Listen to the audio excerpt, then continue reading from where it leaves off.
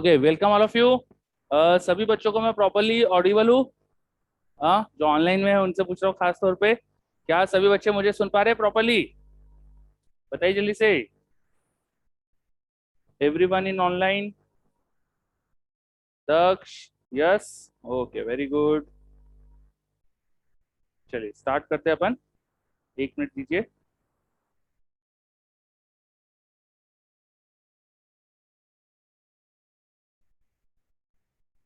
चलिए, तो last class में हम लोगों ने ना रेक्टिफायर्स पढ़े थे।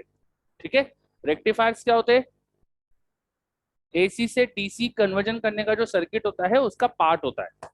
एसी से डीसी जब हम कन्वर्ट करते हैं, हमारे अधिकतर इलेक्ट्रॉनिक अप्लायंसेस डीसी पे वर्क करते हैं। आपके घरों के टीवी, कंप्यूटर्स, ये सब डीसी पे वर्क करते हैं। मोबाइल फोन डीसी पे वर्क करता है ना? तो आपके घरों में सप्लाई जो इलेक्ट्रिसिटी की हो रही हो तो एसी अल्टरनेटिंग करंट सप्लाई होता है। तो एसी करंट को डीसी में कन्वर्ट करा जाता है। तो वो कन्वर्ट करने के लिए जो पूरा सर्किट बनता है उसे बोलते हैं जो सर्किट बनते हैं उसका पार्ट होता है रेक्टिफायर। है ना? हमने जो पढ़ा था वो उसका पार्ट था। है ना? कई बार पूरे सर्किट को भी रेक्टिफायर बोल देते हैं लोग। रेक्टि अभी पूरा सर्किट पढ़ेंगे ना, एसी से डीसी कन्वर्जन करता है। रेक्टिफायर सर्किट्स क्या करते हैं? रेक्टिफायर सर्किट एसी से डीसी में कन्वर्जन करते हैं। है ना? क्या दिक्कत बोलो? रेक्टिफायर एसी से डीसी पूरा कन्वर्ट करता है ना? हाँ, रेक्टिफायर यही करता है। चलो, तो पिछली क्लास में अपने 3 तरह के रेक्टिफायर पढ़ लिए थे। Half wave rectifier, bridge rectifier, ठीक है, फुल वेव रेक्टिफायर, ये सब पढ़ा था। है ना? इसके बाद हमको अब नेक्स्ट चीज स्टार्ट करनी थी, स्पेशल पर्पस डायोड्स। हाँ, डायोड का ब्रेकडाउन एक बार और समझने आने को बोल रहे हैं तो एक बार और समझ लेते हैं अपन डायोड का ब्रेकडाउन। ठीक है।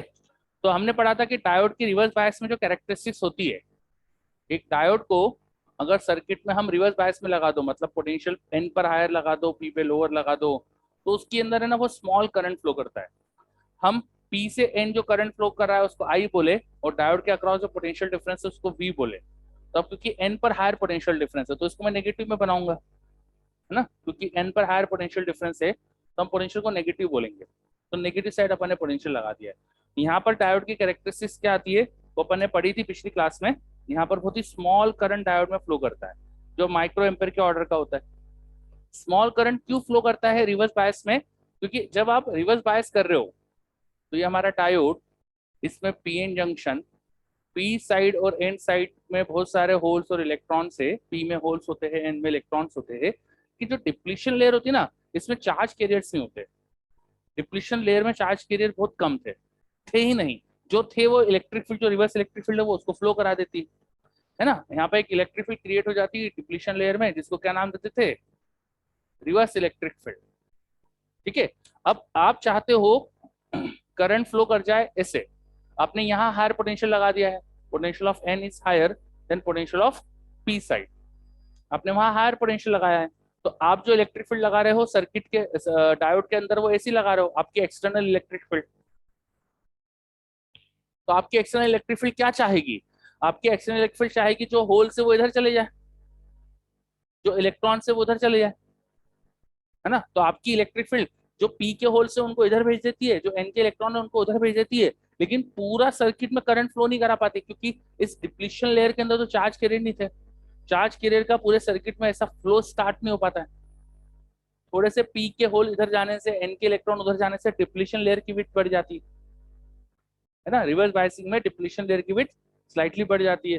पी के होल्स थोड़े इधर पुश हो गए, एन के इलेक्ट्रॉन उधर पुश हो गए, तो डिप्लीशन लेयर में यहाँ से होल्स उधर चले गए तो यहाँ नेगेटिव चार्ज थोड़ा एक्स्ट्रा आ जाता है, तो डिप्लीशन लेयर की जो विड्थ थी वो बढ़ जाती रिवर्स बायसिंग मोड में। क्लियर? कोई चार्ज कैरियर नहीं है जो ऐसा पूरा फ्लो कर जाए। हाँ, अगर थर्मल एजिटेशन से कुछ होल और इलेक्ट्रॉन के पेयर जनरेट होते हैं।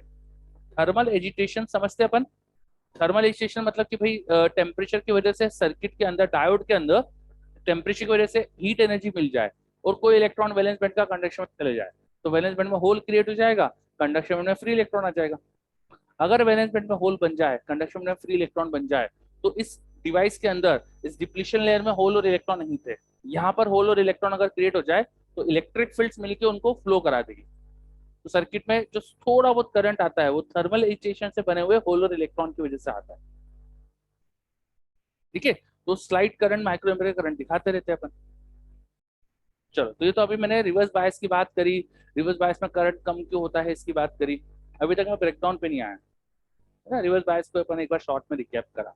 ठीक है, अब ब्रेकडाउन पे आते हैं अपन, है ना, ब्रेकडाउन पे आते हैं। तो जब हम पोटेंशियल बढ़ाते जा रहे हैं, बढ़ाते जा रहे हैं, बढ़ाते जा रहे हैं, तो एक्चुअली आप पोटेंशियल डिफरेंस बढ़ाते जा रहे हो तो यहाँ इलेक्ट्रिक फील्ड बढ़ाओगे ना, जो अंदर इलेक्ट्रिक फील्ड वो इंक्रीज हो रही है, वो अंदर की इलेक्ट्रिक फील्ड और रिवर्स इलेक्ट्रिक फील्ड मिलकर डिप्लीशन लेयर में धीरे धीरे बहुत ज्यादा इलेक्ट्रिक फील्ड हो जाएगी। जब ये इलेक्ट्रिक फील्ड इतनी ज्यादा हो जाए कि डाइलेक्ट्रिक ब्रेकडाउन हो जाए, डाइलेक्ट्रिक ब्रेकडाउन समझते हैं हम सब, है ना, हर मटेरियल की एक स्ट्रेंथ होती है, एक लिमिट होती है जितनी इलेक्ट्रिक फील्ड वो सस्टेन कर सकता है। उसके बाद उस मटेरियल के अंदर है ना आयनाइजेशन होने लगता है, उसके अंदर से एटम में से इलेक्ट्रॉन निकलने लगते हैं। जैसे एयर में भी आप बहुत हाई पोटेंशियल डिफरेंस क्रिएट कर दो दो पॉइंट के बीच में, तो एयर में से करंट फ्लो हो जाता है। Lightning is an example, air में से करंट फ्लो का तो एग्जाम्पल है लाइटनिंग। लाइटनिंग जो होती है उसमें एयर में करंट फ्लो दिखता है आपको। दो पॉइंट्स जो वायर बहुत क्लोज आ जाए तो उसमें चिंगारी चिंगारी निकलती देखा होगा आपने, है ना, तो वो सब यही होता है। ठीक है, तो वैसे ही डाइलेक्ट्रिक ब्रेकडाउन डायोड के अंदर हो जाए, डायोड के अंदर सिलिकॉन के एटम्स में से इलेक्ट्रॉन निकलने लग जाए, इसके लिए जो इलेक्ट्रिक फील्ड रिक्वायर्ड है, जब उतनी इलेक्ट्रिक फील्ड पे पहुंच जाओगे तो क्या होगा, अचानक से यहाँ इलेक्ट्रॉन्स खूब सारे नंबर में आ जाएंगे। तो जो चार्ज कैरियर का नंबर की प्रॉब्लम थी हमें, चार्ज कैरियर थे ही नहीं, वो अचानक से बढ़ जाएंगे। खूब सारे इलेक्ट्रॉन आने की वजह से अचानक लार्ज करंट आ सकता है, एक पोटेंशियल पे जाके सडनली करंट बढ़ जाता है। जिस पोटेंशियल पे ये होता है उसको बोलते हैं अपन जेनर पोटेंशियल और ब्रेकडाउन पोटेंशियल। ठीक है, चलो ये सब तो पढ़ लिया था अपन ने, तो शॉर्ट में सब रिकैप कर रहा था। क्यों, जो इलेक्ट्रॉन निकल रहे थे वो इलेक्ट्रिक फील्ड की वजह से उल्टा फ्लो करे, वो इलेक्ट्रॉन यहाँ से घूम के वापस भी तो आएंगे। पूरा सर्किट बना हुआ है ना, ऐसा थोड़ी कि डिवाइस के अंदर से इलेक्ट्रॉन चलेगा तो वापस नहीं आ रहा है ना। चलो, और कुछ इसमें डाउट, क्या एक चीज क्लियर है, अच्छे से अंकित क्लियर है ये? हाँ, अब डाइलेक्ट्रिक ब्रेकडाउन को समझाने का एक तरीका, सॉरी, ब्रेकडाउन को समझाने का एक तरीका और होता था एवलांच ब्रेकडाउन। एक तो अपन ने जो समझाया अभी वो मैंने जो डायलेक्ट्रिक ब्रेकडाउन को यूज करके समझाया, इस तरीकों को जेनर ब्रेकडाउन भी बोलते हैं, है ना। इस तरह से अगर ब्रेकडाउन हो रहा है तो इसको जेनर ब्रेकडाउन भी बोलते हैं। ठीक है, ब्रेकडाउन को एक्सप्लेन करने का एक और तरीका होता है जिसे बोलते हैं एवलांच ब्रेकडाउन। अब एवलांच ब्रेकडाउन क्या है, वो थ्योरी क्या है वो समझते हैं अपन। तो इस डिवाइस में थोड़ा बहुत तो करंट फ्लो कर रहा था ना, माइक्रो एम्पेयर का था, कुछ तो करंट फ्लो कर रहा था। जो थर्मल स्टेशन से थोड़े बहुत होल इलेक्ट्रॉन जनरेट हो रहे थे डिप्लीशन लेयर में, वो तो फ्लो कर रहे थे यहाँ पे। अब होल और इलेक्ट्रॉन फ्लो कर रहे हैं मतलब चार्ज कैरियर्स फ्लो कर रहे हैं, और व्हेन चार्ज कैरियर फ्लोस तो ऐसा होता है क्या क्या पूरे डिवाइस में वो फ्रीली चल पाते, वो तो कोलाइड करते रहते ना, स्टैटिक एटम से कोलाइड करते रहते वो तो। ये इलेक्ट्रॉन्स और होल जो फ्री टू मूव है वो फ्लो करते हैं, और फ्लो करते करते इलेक्ट्रिक फील्ड से एक्सेलेट होते हैं, लेकिन किसी एटम से कोलाइड कर जाते हैं, तो कोलिजन के बाद अपनी एनर्जी लूज कर देते हैं उस एटम को, फिर वापस एक्सेलेट होते हैं, फिर कोलाइड करते हैं, तो वो टकरा टकरा कर एक्सेलरेट होते हैं। इसलिए उनकी एक एवरेज स्पीड आती है जिसको ड्रिफ्ट स्पीड बोलते हैं, जिससे वो आगे बढ़ते हैं। सब करंट इलेक्ट्रिक में पढ़ा है आपने, है ना। तो मटेरियल के अंदर ऐसा नहीं होता कि चार्ज कैरियर बहुत ही ज्यादा इलेक्ट्रिक फील्ड से एक्सेलेट हो सकते हैं, ऐसा नहीं होता है। वो एक्सेलेट होते टकराते, एक्सेलेट होते टकराते, तो उनकी एवरेज एक स्पीड आ जाती है जिसको बोलते हैं ड्रिफ्ट स्पीड। उस ड्रिफ्ट स्पीड से आगे बढ़ते हैं, वो कंटिन्यूसली एक्सेलेट नहीं कर सकते। ठीक है, अब जो बार बार कोलिजन्स हो रहे हैं इनके, इन कोलिजन्स में अपनी एनर्जी लूज कर सकते हैं। जिस एटम से टकरा रहे हैं उनको एटम को एनर्जी लूज करेंगे अपनी, एटम को एनर्जी लूज करी, अब वो एटम ने एनर्जी अब्सॉर्ब करी। अगर एनर्जी सफिशिएंट हो तो वैलेंस बैंड का इलेक्ट्रॉन कंडक्शन में भेज सकता है ना वो एटम, तो वो एनर्जी आने के लिए उस इलेक्ट्रॉन के पास इतनी होना चाहिए एनर्जी, जितना एनर्जी रिक्वायर्ड है एटम के इलेक्ट्रॉन को वैलेंस बैंड से कंडक्शन में जाने के लिए, उतनी एटम को एनर्जी मिलना चाहिए। तो वो मिलने के लिए तुम्हारे इलेक्ट्रॉन जो आके टकराने वाला है इस एटम से, उसके पास इतनी एनर्जी होना चाहिए। और वो इलेक्ट्रॉन एनर्जी कैसे गेन कर रहा था, इलेक्ट्रिक फील्ड से एक्सेलरेट होकर। तो at a limit of electric field, किसी एक इलेक्ट्रिक फील्ड की वैल्यू पर जाकर क्या हो जाएगा, इतनी एनर्जी मिलने लगेगी इलेक्ट्रॉन्स को कि टकरा टकरा के एटम्स को एक्साइट करने लग जाएंगे, वैलेंस बैंड से कंडक्शन भेजने लगेंगे एटम्स को, है ना। तो फिर और इलेक्ट्रॉन होल पेयर बनने लगेंगे, उससे क्या हो जाएगा फिर चार्ज कैरियर बढ़ गए, चार्ज कैरियर के नंबर की प्रॉब्लम थी, चार्ज कैरियर का नंबर बढ़ गया, उससे क्या हो जाएगा करंट बढ़ जाएगा। तो ये एक और प्रोसेस है जिससे अपन समझा सकते हैं कि यहाँ क्यों करंट बढ़ जाता है। क्लियर? चलो तो हमने, हाँ, हम्म,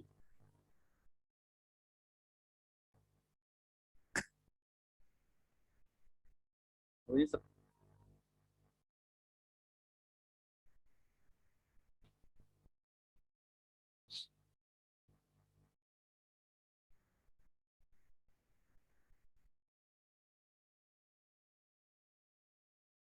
ठीक है, चलो। तो ये ऑनलाइन में भी सबको क्लियर, एक बार हमने ब्रेकडाउन्स को वापस से समझा, dielectric breakdown, Zener breakdown, dielectric को जेनर बोलते हैं, एवलांच ब्रेकडाउन, इन दोनों की थ्योरी एक बार शॉर्ट में देखिए। ठीक है, कुछ रिप्लाई कर दो ऑनलाइन में, कुछ आ रहा है नहीं आ रहा है। यस, ओके, वेरी गुड, है ना। चलो तो ये अच्छी बात हो गई, हम इसको अब आगे कंटिन्यू करते हैं और जेनर डायोड पढ़ लेते हैं। आज हमको स्पेशल पर्पस डायोड्स पढ़ना थे, तो स्पेशल पर्पस डायोड्स में जेनर डायोड्स को पढ़ ले। जेनर डायोड क्या होता है वो समझते हैं अपन। ठीक है, तो लेट्स स्टार्ट जेनर डायोड।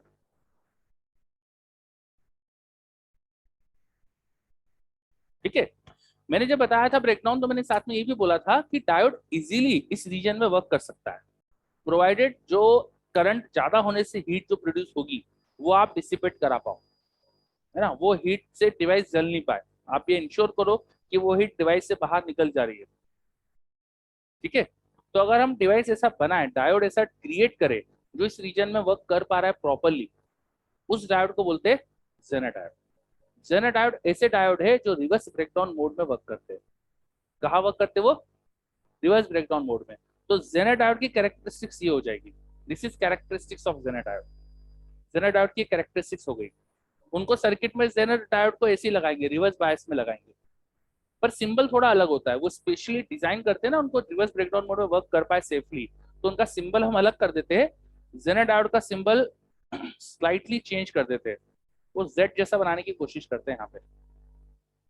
ये हो जाता है जेनर डायोड का सिंबल। इसमें ऐसा नहीं कि ऐसे ही बनाना है तुमको, तुम उसको लाइंस को थोड़ा अलग तरह से भी बेंड कर सकते थे ऐसा। ये दोनों ही जेनर डायोड के सिंबल है ना। ठीक है, मतलब कुछ जेड जैसा बना देना आपको, तो ये जेनर डायोड का सिंबल हो जाएगा। क्या करता है Zener diode? Reverse breakdown mode में वर्क करता है ना। अच्छा, रिवर्स ब्रेकडाउन मोड में आने के लिए इसको एक पोटेंशियल चाहिए, जिसको जेनर पोटेंशियल या ब्रेकडाउन पोटेंशियल बोलते हैं। उतना पोटेंशियल ड्रॉप लगाना पड़ेगा आपको, उतना नहीं लगाओगे अगर तो ये रिवर्स ब्रेकडाउन मोड में आएगा नहीं और करंट नहीं जाएगा, करंट इससे जीरो हो जाएगा, है ना। तो ये जो कैरेक्टरिस्टिक्स थी जेनर डायोड की, इससे अब मैं आपसे अगर यहाँ पे क्वेश्चन पूछूं, देखो ये एक जेनर डायोड लगा रहा हूं मैं, मान लो इसका जो ब्रेकडाउन पोटेंशियल है वो मैंने आपको बता दिया है 5 वोल्ट का है। कितना है? 5 वोल्ट का है। और मैं इसके अक्रॉस एक बैटरी लगा रहा हूँ, देखो यहाँ पे 4 वोल्ट की, साथ में एक रजिस्टर लगा दिया मैंने सपोज 1 किलो ओम का, और यहाँ पे स्विच है। ठीक है, बताओ इस सर्किट में अभी कितना करंट फ्लो हो रहा होगा? इस सर्किट में कितना करंट फ्लो हो रहा होगा? Zero, nearly zero micro ampere का करंट होगा, which can be set to be zero, है ना। इस सर्किट में जीरो करंट होगा, ऐसा बच्चे मुझे जवाब दे रहे हैं। तो क्यों दे रहे हैं, कोई ऑनलाइन में बताएगा ऐसा क्यों होगा, जीरो करंट क्यों होगा? बताइए ऑनलाइन में, जीरो करंट क्यों होगा? आयुष, अमन, समर्थ, भुवनेश, बताइए जीरो करंट क्यों बोल रहे बच्चे यहाँ पे? जागृति, कोई भी बता दीजिए, जल्दी से मैसेज कर दीजिए।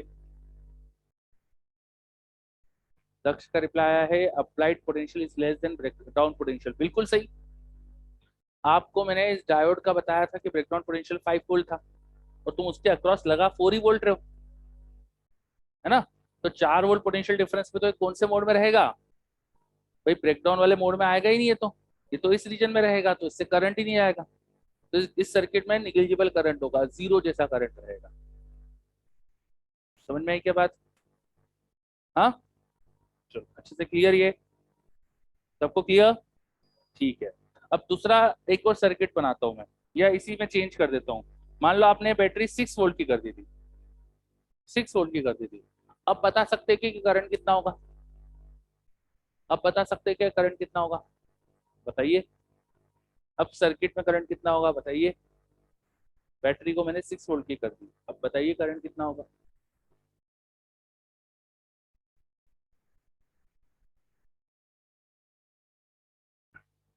मिली एम्पेयर बोल दो, मिली एम्पेयर में बता दो। चलो यहाँ पे मेरे पास बच्चों के जवाब आ रहे हैं ऑफलाइन में, ऑनलाइन में भी दीजिए जल्दी से कुछ।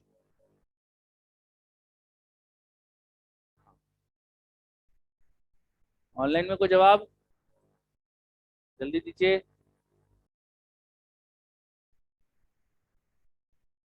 इधर और भी बच्चे बता सकते हैं क्या आ रहा है।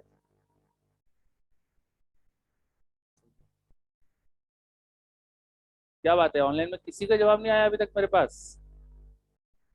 अब हमारे डायोड के अक्रॉस, यस बिल्कुल सही। तो अब हमारे डायोड के अक्रॉस आप 6 वोल्ट लगाना चाहते हो, है ना, क्या लगाना चाहते हो 6 वोल्ट। तो 6 वोल्ट तो ये सस्टेन नहीं करेगा, ये 6 वोल्ट से पहले ही जैसे ही उसका पोटेंशियल डिफरेंस 5 वोल्ट होगा, ये भी जो ब्रेकडाउन पोटेंशियल होता है उस पोटेंशियल पर करंट अलाउ कर देगा, है ना। ये अपने अक्रॉस 5 वोल्ट से पोटेंशियल बढ़ने नहीं देगा, इसके अक्रॉस जो पोटेंशियल ड्रॉप है 5 वोल्ट ही रहेगा, और ये करंट बोलेगा कितना भी बढ़ा लो तुम, है ना।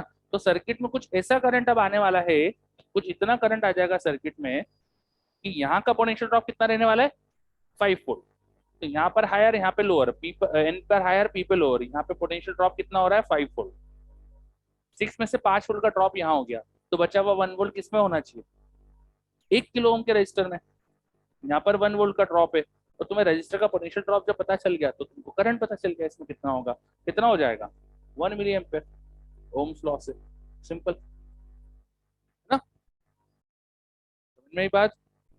चलो, अगर मैं 6 वोल्ट की बैटरी को 7 वोल्ट कर देता तो एक करंट बढ़ जाता, है ना। ये तो 5 वोल्ट ही रखता अपने पोटेंशियल ड्रॉप को, ये करंट को अलाउ करता है बढ़ने के लिए, लेकिन पोटेंशियल ड्रॉप नहीं अलाउ करता बढ़ने के लिए। तो इसका पोटेंशियल ड्रॉप 5 वोल्ट ही रहने रहेगा, और तुम उसको 7 वोल्ट कर दोगे तो यहाँ 2 वोल्ट का ड्रॉप होगा, 2 मिली एम्पेयर का करंट हो जाएगा, करंट बढ़ जाएगा फिर, तो समझे। चलो, तो इस तरह से वर्क करता है हमारा जेनर डायोड। अब मैं थोड़ा सा और चेंज करता हूँ, थोड़ा सा और चेंज करता हूँ मैं। देखो, अब मैं सर्किट बना रहा हूँ कुछ इस तरह से।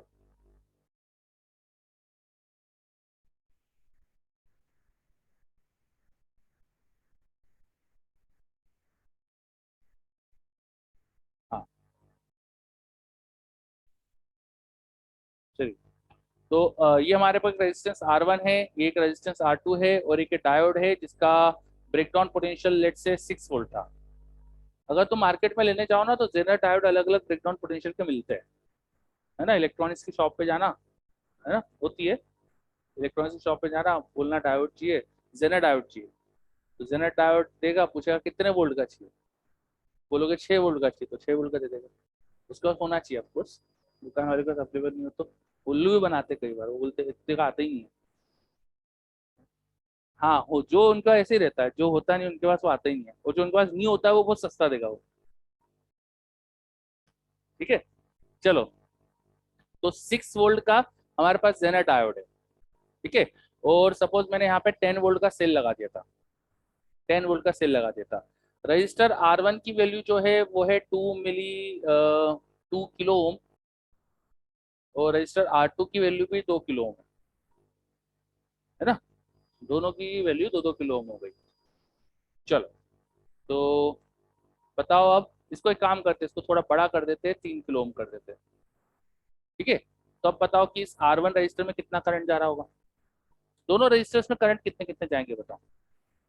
सब में से करंट बताओ, बैटरी से कितना आएगा, डायोड में कितना जाएगा, रजिस्टर्स में कितने जाएंगे, बताओ, करो। स्लाइटली चेंज कर दिया क्वेश्चन मैंने, क्वेश्चन दिख तो रहा है सबको अच्छे से, करिए जल्दी फिर।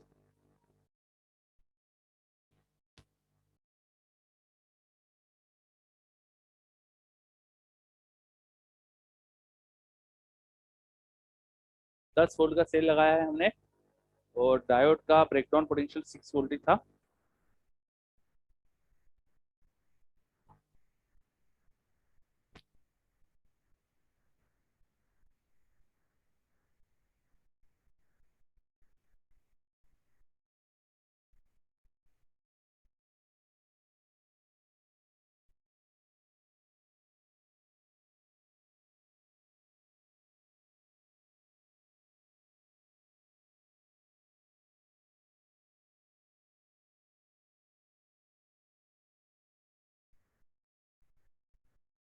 हाँ, तो ये डायोड के अक्रॉस अगर मान लीजिए कि दोनों रजिस्टर से कोई करंट नहीं था, लेट्स से कि कोई करंट था ही नहीं सर्किट में, ठीक है, इससे भी करंट नहीं, इससे भी करंट नहीं, तो यहाँ 6 वोल्ट का ड्रॉप आना चाहिए अगर इसको स्टार्ट होना है।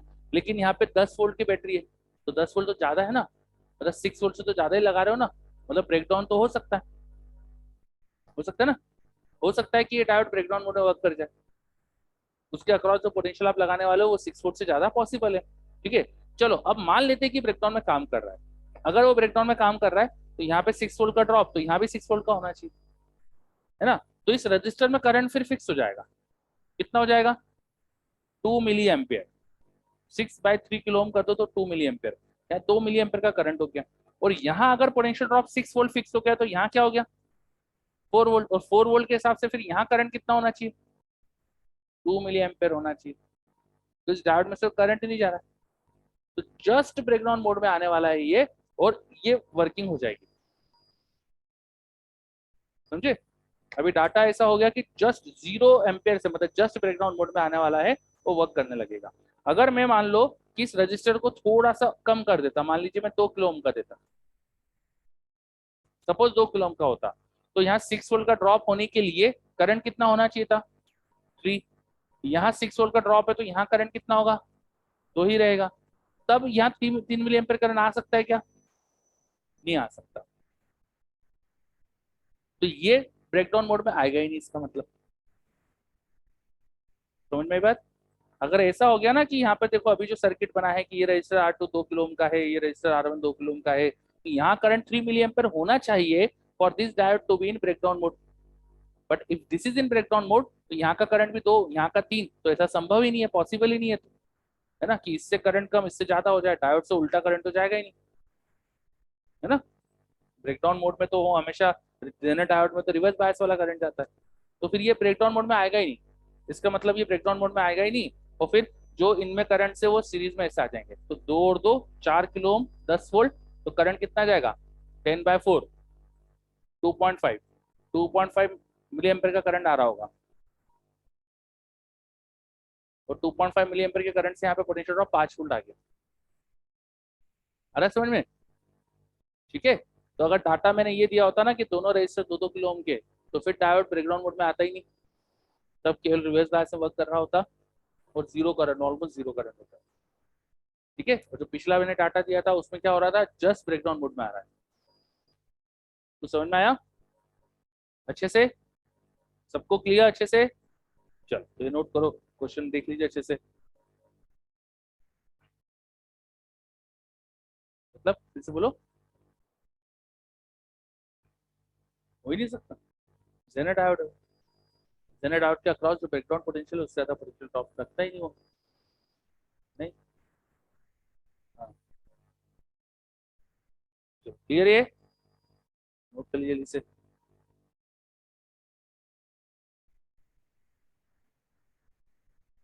ये क्वेश्चन, ऐसा ही क्वेश्चन जेई मेंस में आ चुका है, आप अगर प्रीवियस ईयर क्वेश्चन देखोगे ऐसा मिल सकता है आपको क्वेश्चन,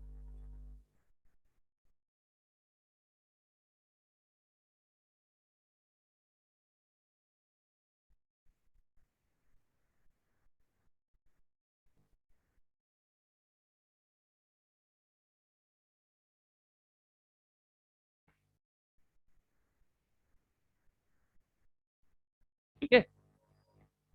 चलो अब हम समझते हैं voltage regulator, voltage regulator, voltage regulator, ठीक है, वोल्टेज रेगुलेटर, वोल्टेज रेगुलेटर क्या होता है, अब सपोज मैं डाटा थोड़ा फिर से यहाँ पे चेंज कर रहा हूँ, ये रजिस्टर थोड़ा सा ज्यादा ले लेते हैं अपन, ये रजिस्टर थोड़ा ज्यादा ले लेते हैं, तो इसकी वैल्यू सपोज 10 किलो ओम है, 10 किलो ओम या उससे बड़ा रेजिस्टेंस लगाने वाले अपन यहाँ पे, है ना। अब बताओ अगर मैं ये रेजिस्टेंस 10 किलो ओम का लगाता, ठीक है, फिर बताओ ये डायोड तो फिर तो ब्रेकडाउन मोड में वर्क करता ना, हाँ, अब ऊपर वाले रेजिस्टेंस R1 से यहाँ पे 6 वोल्ट का ड्रॉप, तो ऊपर वाले से 4 वोल्ट का ड्रॉप, तो 2 मिली एम्पियर का करंट आता, 2 मिली एम्पियर का करंट आता, उस 2 मिली एम्पियर में यहाँ पर 6 वोल्ट ड्रॉप होने के लिए यहाँ पे 0.6 मिली एम्पियर करंट जाना चाहिए, और बचा करंट इसमें से चले जाएगा 1.4 मिली एम्पियर, समझे कुछ बात? ठीक है, तो इस तरह से वर्क करता। मान लो बैटरी थोड़ी सी बड़े वोल्ट की भी लगा देते, 11 वोल्ट की लगा देता मैं, 11 वोल्ट की लगा देता, तो क्या होता? अगर बैटरी का पोटेंशियल हमें बढ़ाता तो डायोड अभी भी केवल 6 वोल्ट ही ड्रॉप रखता अपने अक्रॉस।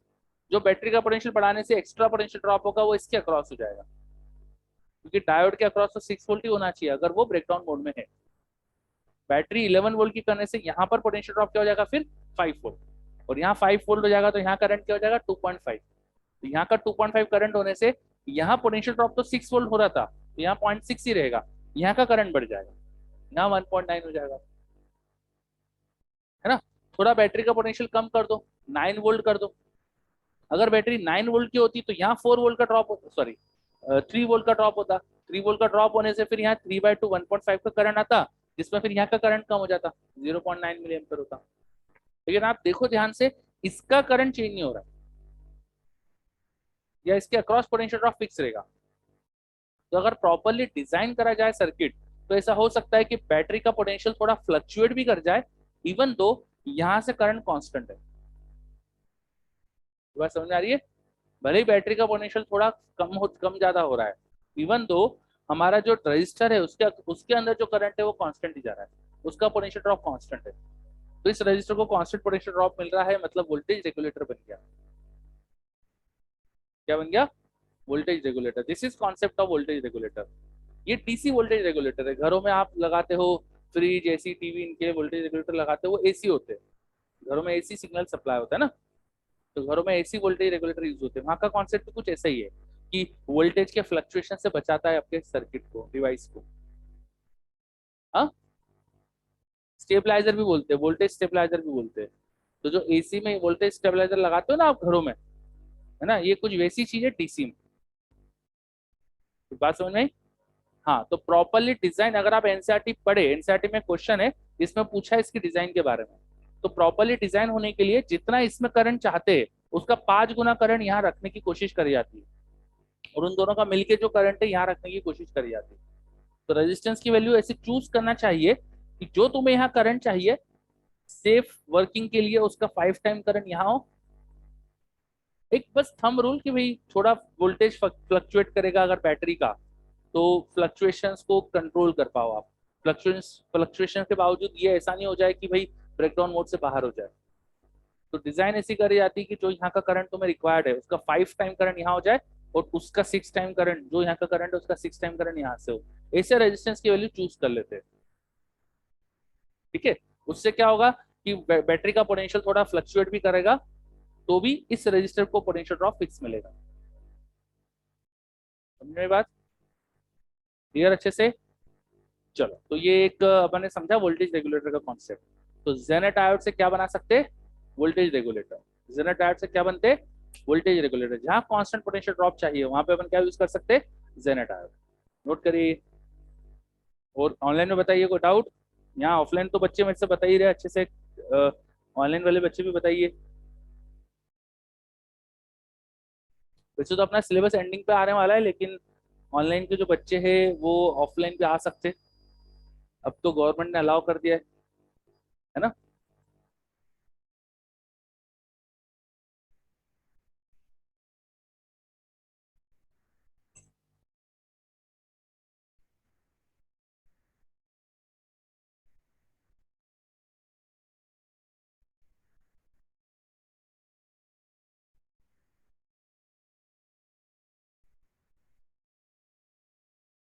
चलिए, तो हमने क्या समझा अभी? Zener diode as voltage regulator. हमने सीखा Zener diode as voltage regulator. Zener diode as voltage regulator.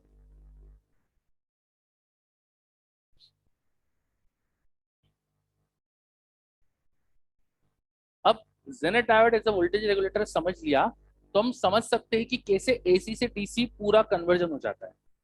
AC से डीसी कन्वर्जन का एक पोर्शन अपन ने सीखा था, रेक्टिफायर सीखा था। अब पूरा कन्वर्जन भी सीख सकते हैं। मान लो ये हमारा रेक्टिफायर लगाया हमने, हमारे रेक्टिफायर का डायग्राम बना रहा हूं मैं। ब्रिज रेक्टिफायर का डायग्राम बना लेते हैं हम। ऐसा कुछ होता था। ठीक है, यहाँ डायोड्स लगते थे। अब डायोड्स कैसे लगते थे वो आपको आना चाहिए, आप खुद लगा लेना, है ना। मैं नहीं लगा के दिखा रहा, आप लगाएंगे खुद, ठीक है। और उसके बाद लगाते थे यहाँ रजिस्टर। ये जो रजिस्टर होता है इसके साथ में अगर मैं एक कैपेसिटर लगा दूं, इसके साथ में कैपेसिटर लगा दूं, तो ये कैपेसिटर काम करता है फिल्टर का। इसका काम करता है फिल्टर का। हमने एसी चैप्टर जब पढ़ा था तो हमने सीखा था कैपेसिटर्स हाई फ्रीक्वेंसी सिग्नल्स को अपने में से अलाउ कर देता है पास होने के लिए। हाई फ्रीक्वेंसी सिग्नल जो बहुत तेजी से फ्लक्चुएट करते हैं ना, सिग्नल जिनकी फ्रीक्वेंसी ज्यादा होती है, उनके लिए इसका रिएक्टेंस कम होता है। वन एक्सी की वैल्यू 1/ओमेगा सी होती है ना, तो जब फ्रीक्वेंसी ज्यादा होगी तो उसका रिएक्टेंस कम होगा। तो हाई फ्रीक्वेंसी को अपने में से पास कर देगा, वो हाई फ्रीक्वेंसी को स्मॉल रेजिस्टेंस देगा, वो लो फ्रीक्वेंसीज को हाई रेजिस्टेंस देगा। तो लो फ्रीक्वेंसी सिग्नल के लिए इसके अक्रॉस पोटेंशियल ड्रॉप ज्यादा आएगा, पोटेंशियल ड्रॉप ज्यादा होगा, रेजिस्टेंस ज्यादा होगा तो पोटेंशियल ड्रॉप ज्यादा आएगा। और हाई फ्रीक्वेंसी के लिए पोटेंशियल ड्रॉप कम हो जाएगा।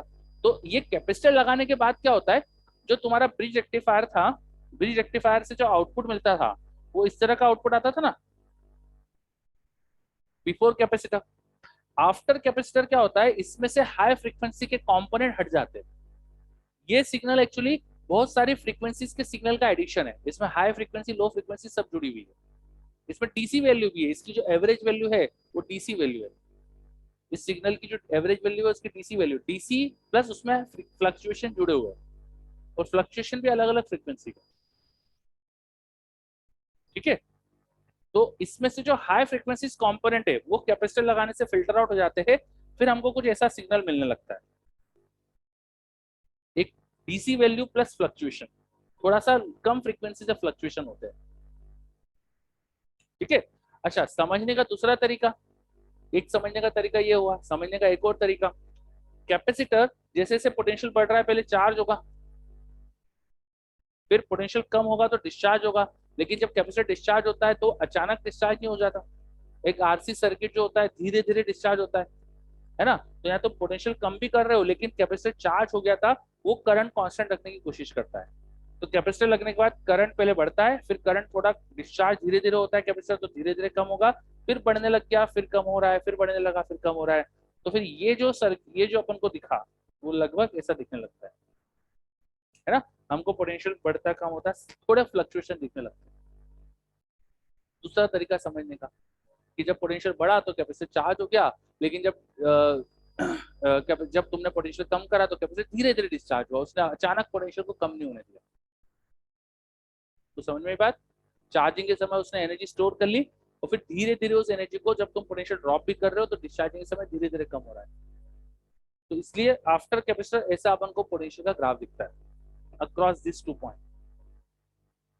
ये पॉइंट क्लियर हुआ क्या अच्छे से? बस इसके आगे फिर क्या करो, वोल्टेज रेगुलेटर लगा दो। ये potential difference fluctuating fluctuating potential difference आ गया ना, तो फ्लक्चुएटिंग पोटेंशियल डिफरेंस लगाओ अगर यहाँ पर, तो ये जो सर्किट था वोल्टेज रेगुलेटर का, उसके बाद यहाँ पे कांस्टेंट पोटेंशियल मिल जाता था ना, तो वोल्टेज रेगुलेटर लगा दो इसके आगे। तो इसके आगे वोल्टेज रेगुलेटर का सर्किट बना देता हूँ। तो इस डायोड के अक्रॉस, जेनेट डायोड के अक्रॉस, अब जो आपको पोटेंशियल ड्रॉप मिलेगा वो क्या हो जाएगा, कांस्टेंट। यहाँ पर V कांस्टेंट हो जाएगा, डीसी मिल जाएगा, समझे, है ना। तो प्रॉपरली डिजाइन करके हम DC current, DC potential produce कर सकते हैं। ये हो गया पूरा एसी से डीसी कन्वर्जन। यहाँ पर एसी सिग्नल था और इस रेजिस्टेंस को अब डीसी मिल रहा है, कांस्टेंट पोटेंशियल मिल रहा है। This clear? समझ में आया कैसे करा पूरा ये? ठीक है, अच्छे से समझ लो, देख लो, कोई दिक्कत हो तो बताओ। थोड़ा आपको कैपेसिटर लगाने का थोड़ा दिक्कत देता है, लेकिन वो अब चलाना पड़ेगा आपको। ज्यादा डिटेल में उसके बारे में मैं भी कुछ ज्यादा बता नहीं पाऊंगा क्योंकि हमारे हाथ हाथ भी टाइट है थोड़े से, है ना। इंजीनियरिंग जब करोगे तो वहां पर आपको थोड़ा डिटेल में बता पाते हैं ये चीज, ठीक है। चलिए, तो एसी से डीसी पूरा कन्वर्जन का सर्किट देख लिया अपन ने, है ना, यू कैन नोट इट। और उसके बाद फिर अपन अगले डायोड स्टार्ट करते हैं। अभी हमने एक स्पेशल पर्पज डायोड पढ़ा, जेनर डायोड।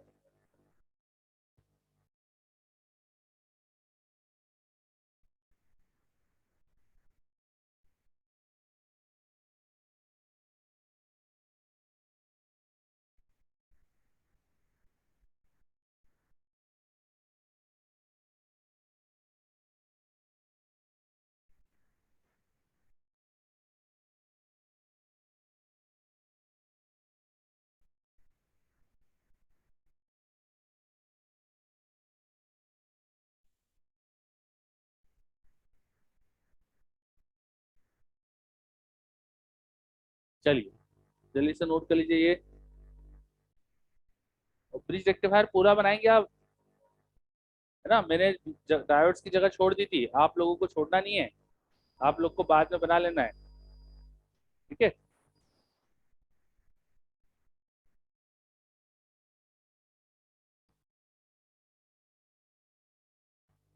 वरना बाद में 10-15 दिन बाद ही देखोगे, बोले ये सर्किट तो काम ही नहीं करेगा, बोले यहाँ तो ओपन सर्किट हो गया, कॉपी में खुला दिखेगा ऐसा तो, है ना। या कोई और तुम्हारी कॉपी देख लेगा तो बोलेगा ये ऐसा पढ़ा है तुम्हारे सर ने, ठीक है। हाँ, तो तुम नोट्स अच्छे से बनाया करो।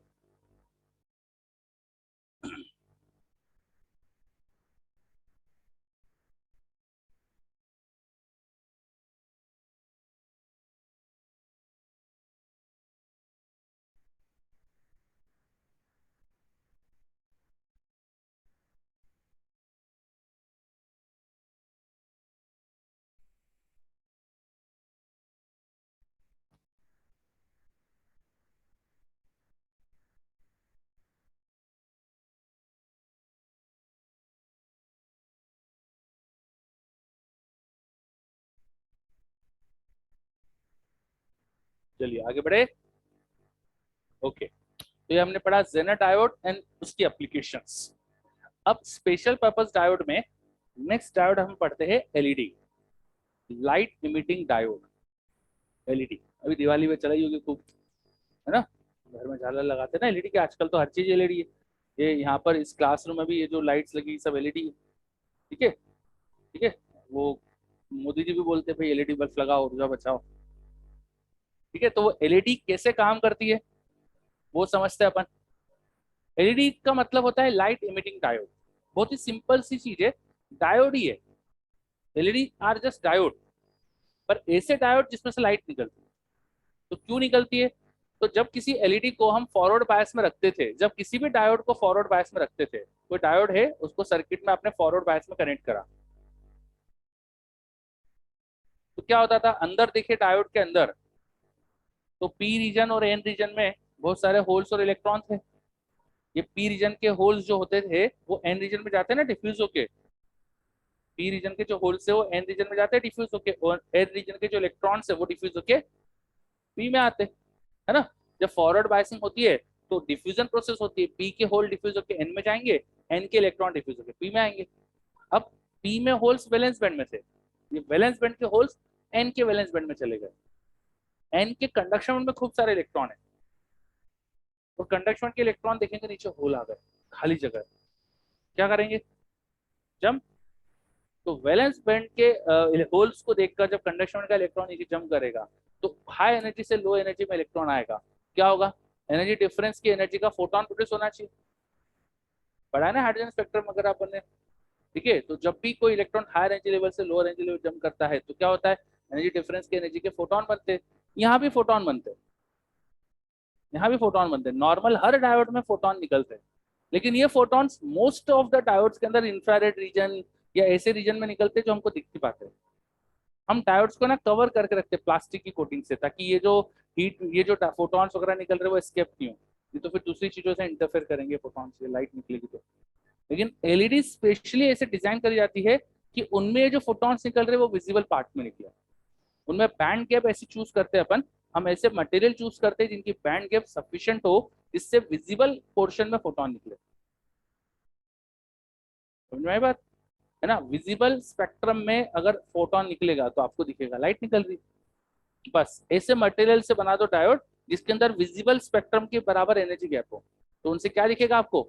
लाइट निकलते दिखेगी। तो उनको बस सर्किट में लगाओ, करंट फ्लो कराओ और उनसे क्या निकलेगी? बढ़िया लाइट।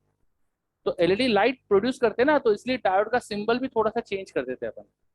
यहाँ पे सिंबल के, डायोड के सिंबल में हल्का सा चेंज करते हैं अपन, ऐसे दो लाइन से एरो बना देते हैं जो बताता है कि ये लाइट इमिटिंग डायोड है ना। एलईडी का सर्किट सिंबल ऐसा होता है, डायोड के साथ ऐसी लाइट निकलती दिखा देते हैं। इसी circuit symbol of LED. Clear? अच्छा, एलईडी की कोई कैरेक्टरिस्टिक्स पूछा आपसे, वीआई कैरेक्टरिस्टिक्स, तो क्या होना चाहिए? एलईडी की VI characteristics, voltage current characteristics, तो नॉर्मल ड्यूटी तो है ना। भाई नॉर्मल डायोड ही तो है, तो डायोड की जो वी आई कैरेक्टरिस्टिक्स होती है वही बना दोगे, है ना।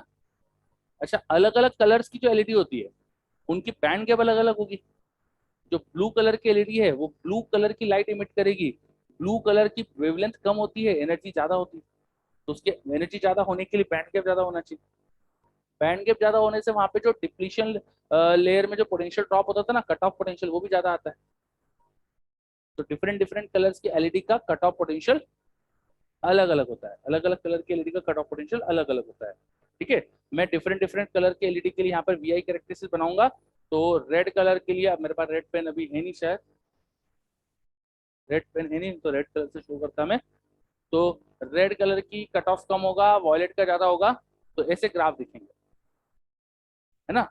वीआई कैरेक्टरिस्टिक जो डायोड की होती है वैसी दिखा देंगे, पर रेड की वेवलेंथ कम होती है, वेवलेंथ ज्यादा होती है, कट ऑफ पोटेंशियल कम होता है, इसलिए उसका ग्राफ थोड़ा सा पीछे शिफ्टेड दिखेगा।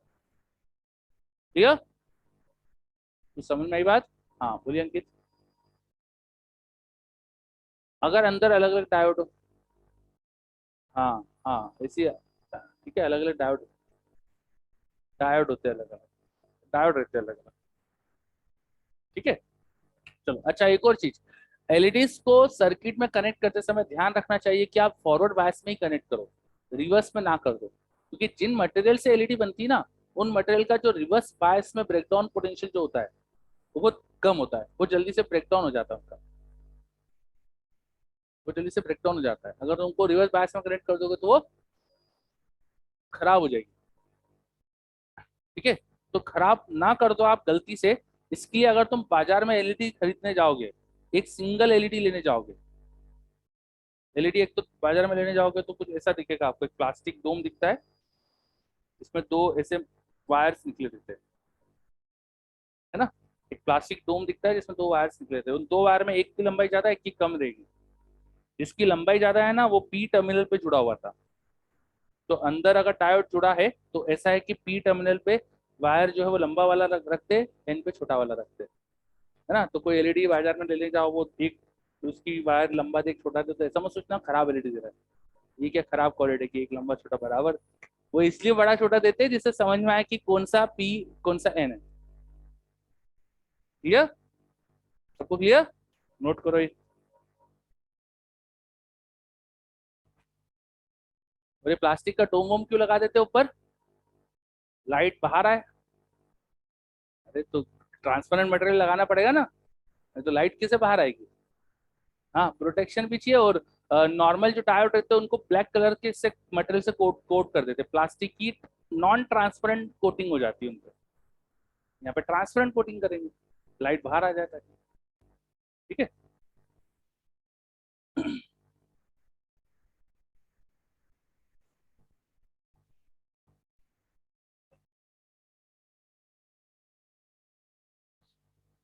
चलिए अच्छे से समझ लीजिए, कहीं कोई दिक्कत हो तो बताइए।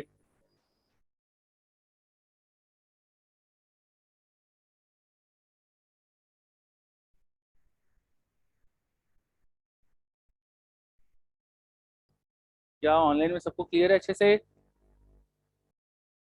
एलईडी क्या होती है, एलईडी जस्ट डायोड, है ना, जो ऐसे मटेरियल से बनाते हैं जिसमें से फोटॉन्स विजिबल स्पेक्ट्रम में इमिट होते हैं। एलईडी की कैरेक्टरिस्टिक्स भी हमने बना ली, वीआई कैरेक्टरिस्टिक्स, उसका सर्किट सिंबल भी देख लिया।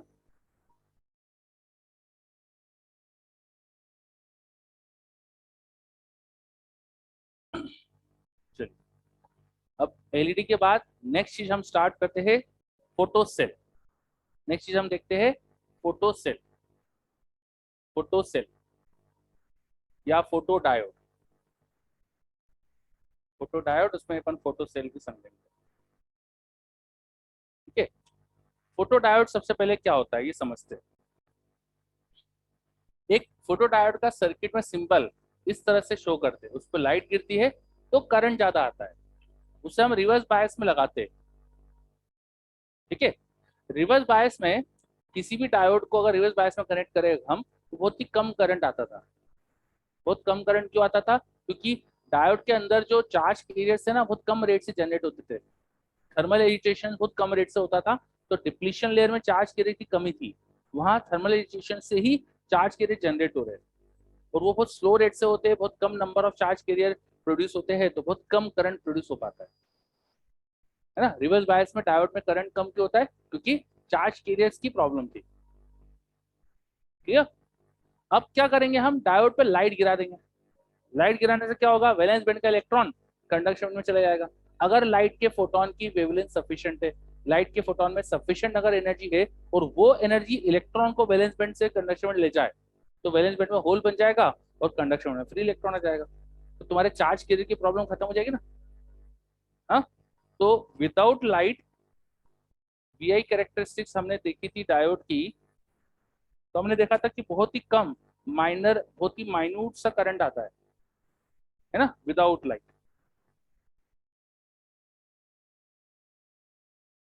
अब अगर सुटेबल वेवलेंथ की लाइट फॉल करा दो, तो करंट क्या हो जाएगा, बढ़ जाएगा।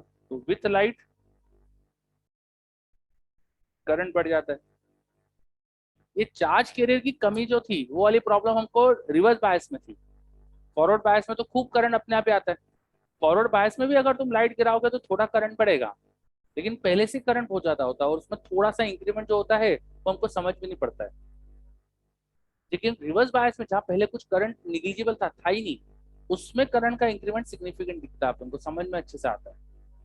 इसलिए हम फोटो डायोड्स को रिवर्स बायस में ही वर्क कराते हैं, है ना। रिवर्स बायस में करंट क्योंकि निग्लिजिबल होता है पहले, लाइट गिराने पे करंट खूब ज्यादा आएगा, तो आप सेंस अच्छे से कर पाओगे, तो समझ में आएगा कि हाँ लाइट फॉल हो रही है। जहाँ आपको लाइट को डिटेक्ट करना होता है ना, वहां ऐसे अपन डायोड को यूज करते हैं, है ना। जैसे आपने देखा होगा ना कि वो चोर पकड़ने के लिए जनरली वो लेजर लाइट सिस्टम लगाते हैं, लेजर लाइट आती रहती है। अगर कोई चोर उस लेजर लाइट को क्रॉस करे, तो जैसे वो क्रॉस करता है, तो बीच में लेजर लाइट थोड़ी देर स्टॉप होगी, तो वो उधर अलार्म बच जाएगा। वो कैसे पता चलेगा, भाई ये डायोड पे जब तक लाइट गिरेगी इसमें से करंट अलाउड है, ये खूब करंट भेजेगा। जैसे लाइट इस पर नहीं गिरी तो इसमें से करंट कम हो गया, करंट जैसे ही कम हो गया तो वो करंट अलार्म में चल भेज दो, ऐसा कुछ कर लो, सर्किट ऐसा डिजाइन कर लो कि डायोड से करंट अलाउ नहीं हो रहा है, तो फिर अलार्म अलार्म में करंट चले जाए तो अलार्म बच जाएगा। तो समझ में आया? तो इस तरह से लाइट को डिटेक्ट करने वाले सर्किट बनते हैं, है ना। तुम्हारे रिमोट जो होते हैं ना, टीवी के रिमोट, टीवी के जो रिमोट होते हैं उसमें आगे इंफ्रारेड एलईडी होती है। जब आप टीवी का कोई रिमोट की प्रेस करते हो, तो वो इंफ्रारेड एलईडी में लाइट, इंफ्रारेड रेस निकलती है, और इंफ्रारेड रेस टीवी में सेंस होती है। टीवी में सेंसर होता है, वो भी फोटो डायोड ही, वो लाइट को सेंस करता है, वो देखता है कि कौन सी सीक्वेंस आ रही है लाइट की, उससे समझ में आता है कि क्या करना है। समझे कुछ बात? चलो, तो फोटो डायोड बहुत ज्यादा जगह एप्लीकेशन होते हैं इसके। ठीक है, बोलो अंकित। हाँ, क्योंकि इंफ्रारेड रेस थोड़ा बहुत कैमरा सेंस कर लेता है ना। हमारी आईज इंफ्रारेड रेस को सेंस नहीं कर पाती, पर कैमरा जो होते हैं वो सेमीकंडक्टर ही, उनमें भी फोटो डायोड ही एक तरह से, तो थोड़े अच्छे फोटो डायोड है, उन पे लाइट गिरती है तो वो भी लाइट को सेंस करते हैं। कैमरा के सेंसर भी तो यही है ना। चलो क्लियर ये अच्छे से। अब फोटो डायोड के बाद हमको समझना था फोटो सेल। पहले तो इसमें कोई डाउट है क्या, ऑनलाइन में बताओ, कोई समस्या है क्या? फोटो डायोड समझ में आया अच्छे से? बताइए निश्चित, बाकी सब? Yes, okay, very good. ठीक है, तो फोटो डायोड के बाद अब नेक्स्ट चीज अपन समझते हैं फोटो सेल। ठीक है, photo cell. Photo cell photo diode का ही एक फॉर्म है एक तरह से। थोड़ा सा थोड़ा चेंजेस क्रिएट होता है वहां पे, थोड़े से चीजें चेंज कर देते हैं अपन। देखो, फोटो सेल एक सेल है, इसलिए उसका सर्किट में सिंपल ऐसा होता है, सेल जैसा, जिस पर लाइट गिरेगी तो वो काम करेगा।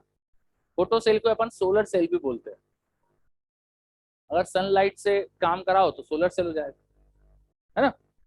सोलर सेल मतलब सनलाइट से काम करने वाला सेल, आजकल तो हर जगह यूज हो रहा है ना। आजकल घरों पे छतों पे भी लगाने लग गए, ठीक है, इलेक्ट्रिसिटी करंट प्रोड्यूस करने के लिए। तो हमारे जो डायोड होता है, उसमें ऑलरेडी एक इलेक्ट्रिक फील्ड प्रोड्यूस होती है अंदर, रिवर्स डायरेक्शन में होती है ना, जिसको रिवर्स इलेक्ट्रिक फील्ड बोलते हैं। डायोड के अंदर एक रिवर्स इलेक्ट्रिक फील्ड होती है, ठीक है। वो रिवर्स इलेक्ट्रिक फील्ड की डायरेक्शन होती है फ्रॉम एन टू पी। अब डायोड में डोपिंग कम करो तो डिप्लीशन लेयर ब्रॉड बनती है। मैंने बताया था डोपिंग कम करो तो डिप्लीशन लेयर ब्रॉड बनती है। तो पहले तो डायोड बहुत थिन बनाओ, डायोड खुद ही बहुत थिन बनाओ, और उसमें डोपिंग बहुत कम करो, बहुत लाइट डोपिंग करो। डायोड को पहले से पतला बनाया आपने और उसमें डोपिंग बहुत कम करी, लाइट डोपिंग करी, तो ऑलमोस्ट पूरे डायोड में ही डिप्लीशन लेयर हो जाएगी ना। सही बात है। ऑलरेडी डायोड बहुत थिन बनाया और डोपिंग भी वीक करी, तो उससे पूरे ही डायोड में डिप्लीशन लेयर जैसा हो जाएगा, है ना। तो जो पूरे डायोड में पोटेंशियल ड्रॉप दिखता था अपन को, वो ऑलमोस्ट इन सरफेस पे पोटेंशियल ड्रॉप दिखने लगेगा, है ना। अब इस पे लाइट फॉल कराओ, इस डायोड पे लाइट फॉल कराओ। डिप्लीशन लेयर में लाइट जब फॉल करेगी तो डिप्लीशन लेयर में कोई इलेक्ट्रॉन वैलेंस बैंड से अगर कंडक्शन में चला गया, कोई इलेक्ट्रॉन वैलेंस बैंड से कंडक्शन में चला गया, तो वैलेंस बैंड में होल प्रोड्यूस हो जाएगा, कंडक्शन में फ्री इलेक्ट्रॉन प्रोड्यूस होगा, और ये जो रिवर्स इलेक्ट्रिक फील्ड है उन होल्स को पुश कर देगी इधर और इलेक्ट्रॉन्स को इधर। सही बात है ना। तो यहाँ पे हम लगा देते हैं मेटल के इलेक्ट्रोड्स, डायोड के दोनों तरफ लगा दिए मेटल के इलेक्ट्रोड्स। तो इस डिप्लीशन लेयर ने होल्स को इधर पुश करा, होल्स इधर पुश हो गए, तो यहाँ पर पॉजिटिव चार्ज, होल्स एक तरह से वैकेंसी ऑफ इलेक्ट्रॉन है, वैकेंसी ऑफ इलेक्ट्रॉन आ गई, तो यहाँ इलेक्ट्रॉन की एब्सेंस आ रही है, इलेक्ट्रॉन की एब्सेंस आ रही है, तो ये मेटल उनको इलेक्ट्रॉन देके खुद पे पॉजिटिव चार्ज क्रिएट करा लेते हैं, और उधर सरफेस पे सिमिलरली नेगेटिव चार्ज आ जाता है। जैसे जैसे इस सिस्टम पे लाइट फॉल करती रहती है, चार्जेस बिल्ड होते रहते हैं। अब अगर आप बाहर एक वायर कनेक्ट कर दो इनके बीच में, तो पॉजिटिव से नेगेटिव चार्ज का करंट का फ्लो हो जाएगा, चार्ज का फ्लो मतलब करंट का फ्लो हो जाएगा, है ना। ये जो करंट फ्लो कर रहा है इसको बैटरी चार्जर में यूज कर लो, बैटरी चार्ज करा लो इससे। तो यही होता है आजकल। सोलर सेल्स क्या प्रोड्यूस करते, करंट प्रोड्यूस करते, डीसी करंट, और उस डीसी करंट से बैटरी बैटरी चार्ज कर लेते, फिर वो चार्ज बैटरी से घर की इलेक्ट्रिसिटी चल जाती, जैसे कि इन्वर्टर चलाता है। समझे। चलो, तो क्या सिस्टम है, क्या कुछ समझ में आया। सोलर सेल या फोटो सेल कैसे वर्क कर रहे हैं समझ में आ रहा है। फोटो सेल या सोलर सेल पे क्या होता है, जब लाइट फॉल करती है तो उनमें करंट प्रोड्यूस होता है, जब लाइट फॉल करती है तो करंट प्रोड्यूस होता है। हाँ हाँ हाँ, बिल्कुल सही। फोटो सेल बस लाइट से काम करता है, लाइट चाहिए, वो लाइट सन से आए कहाँ से आए कोई मतलब नहीं। ठीक है। तो आपके कैलकुलेटर्स ऐसे आते हैं ना, जो जिसमें अपने आप रिचार्ज होते रहते हैं, उसमें ये तो होता है। हाँ, चलिए नोट कर लीजिए।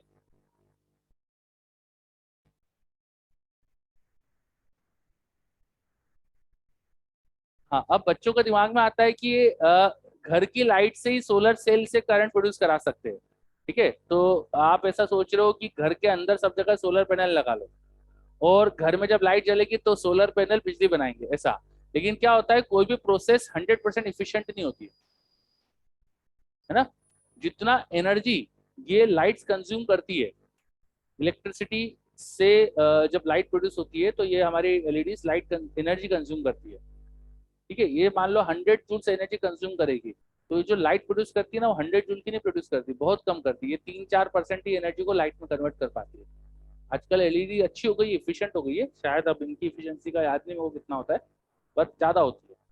ठीक है, देख ही लेते हैं ना 2 मिनट कितना होता है। एक सेकंड रुकिए।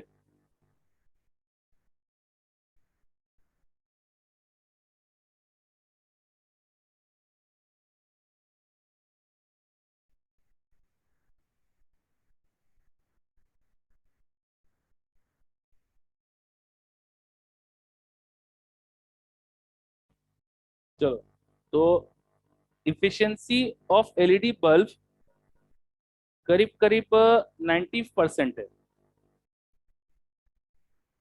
ठीक है, ये इन जो इफिशियंसी ऑफ एलईडी बल्ब होती है ना, करीब करीब 90% है। 90 हाँ। तो बहुत अच्छा है, मतलब कि ये मतलब 100 जूल एनर्जी अगर कंज्यूम करते हैं, तो 100 जूल की 90 जूल किस में कन्वर्ट कर देते हैं, लाइट में। अब सोलर सेल की भी इफिशियंसी ऐसी कुछ होती है, 80% टाइप कुछ। है ना। तो वो 90 जूल एनर्जी का 80% करंट में प्रोड्यूस करेंगे, और फिर हर डिवाइस थोड़ा थोड़ा एनर्जी लॉस तो करता ही है। तो ऐसा नहीं हो सकता, आप जो सोच रहे हो वैसा बिल्कुल नहीं हो सकता, है ना। कि हाँ, मतलब आप ऐसा सोच रहे हो ना कि रूम में लाइट, एक बल्ब जला दो, बल्ब के नीचे सोलर सेल लगा दो, सोलर सेल ही बल्ब को चार्ज करके बल्ब जलाएगा और फिर उससे लाइट बने, ऐसा नहीं होता। हाँ, वो मतलब रूम में भी लाइट चाहिए आपको, वो सब मतलब कोई भी उतना एफिशिएंसी से हो नहीं पाता। तो ये प्रोसेस जो साइक्लिक सोच रहे हो ना, ऐसा हो नहीं पाता। ठीक है, चलो बस इधर आ जाओ वापस। बस बस ध्यान इधर। अब सोलर सेल, सोलर पैनल आपने देखे होंगे ना, वो सोलर पैनल का कंस्ट्रक्शन कैसा होता है, या सोलर सेल का कंस्ट्रक्शन कैसे होता है, कंस्ट्रक्शन कैसे होता है उस पर। अभी तो वर्किंग समझी, अब कंस्ट्रक्शन, कंस्ट्रक्शन कैसे करते हैं। तो हमको है ना डिप्लीशन लेयर में मेनली लाइट को फॉल कराना है। डिप्लीशन लेयर बहुत बड़ी होगी, जितना बड़ी होगी उतना अच्छा। बहुत बड़ी डिप्लीशन लेयर बनाने के लिए हम क्या करते हैं, हम ऐसा प्लेट जैसा सेमीकंडक्टर लेते हैं। एक प्लेट जैसा सेमीकंडक्टर लेते हैं, बहुत ही थिन यहाँ पर प्लेट जैसा सेमीकंडक्टर लिया।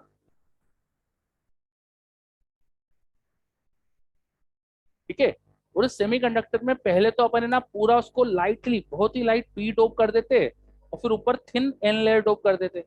या उल्टा कर लो, पहले एन डोप कर लो फिर पी डोप कर लो। मतलब उसमें आपको पी और एन की डोपिंग करना है। मान लीजिए ऊपर पी रीजन क्रिएट कर दिया, नीचे एन रीजन क्रिएट कर दिया। तो आप ऐसा सोच सकते हो, एक पतला सा बहुत ही थिन पी की लेयर है, जिसके नीचे एन की लेयर है। तो जो पूरा एरिया है प्लेट का, इस पूरे एरिया का डिप्लीशन लेयर दिखेगा ना आपको। हाँ, पूरे एरिया में डिप्लीशन लेयर का एरिया दिखेगा ना आपको। ठीक है, तो बहुत बड़ा एरिया डिप्लीशन लेयर का, है ना। अब इस पे लाइट फॉल कराओ, तो डिप्लीशन लेयर में वही फिर होल और इलेक्ट्रॉन प्रोड्यूस होंगे, और होल और इलेक्ट्रॉन को आपको कलेक्ट करना है। तो कलेक्ट करने के लिए नीचे तो एक मेटल की प्लेट लगा देते, नीचे तो एक मेटल की प्लेट लगा देते। जो नीचे वाला जो भी चीज थी, यहाँ पे अभी एन बनाया तो एन से इलेक्ट्रॉन्स को कलेक्ट कर लेगी। अब ऊपर भी मेटल प्लेट लगा नहीं सकते, ऊपर लगा देंगे तो लाइट कैसे गिरेगी, है ना। तो ऊपर क्या करते हैं हम, है ना, अच्छे मटेरियल की जिसकी कंडक्टिविटी बहुत अच्छी हो, जैसे सिल्वर, तो सिल्वर की वायर की ग्रिड बना देते हैं। ऐसे मटेरियल जिनकी कंडक्टिविटी बहुत अच्छी है, उनकी ऐसी ग्रिड बना देते हैं, है ना। ताकि क्या हो, बीच में छोटी छोटी स्पेस हो जिससे लाइट फॉल कर सके।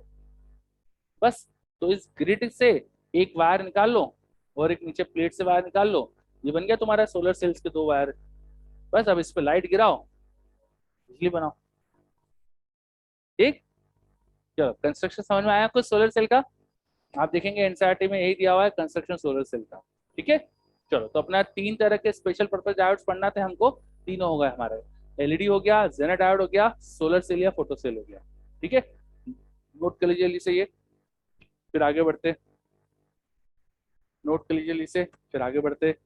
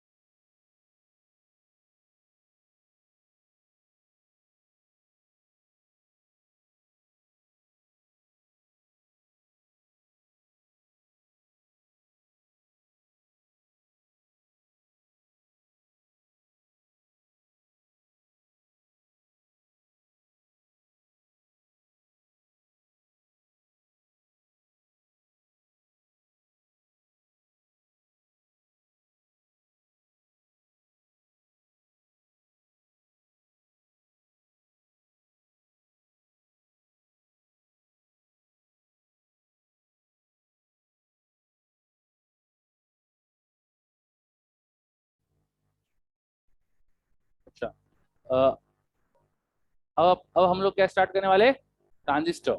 आप लोगों की जेई में आपकी जो बुक है एनसीईआरटी, उसमें आपको मिलेगा नहीं ट्रांजिस्टर, क्योंकि रिसेंट सिलेबस में वो हट चुका था। लेकिन पिछली जो एनसीईआरटी बुक्स है, पुरानी एनसीईआरटी बुक मिल जाएगी आपको, उनमें डाउनलोड करके देखना, है ना, उसमें ट्रांजिस्टर दिया हुआ है।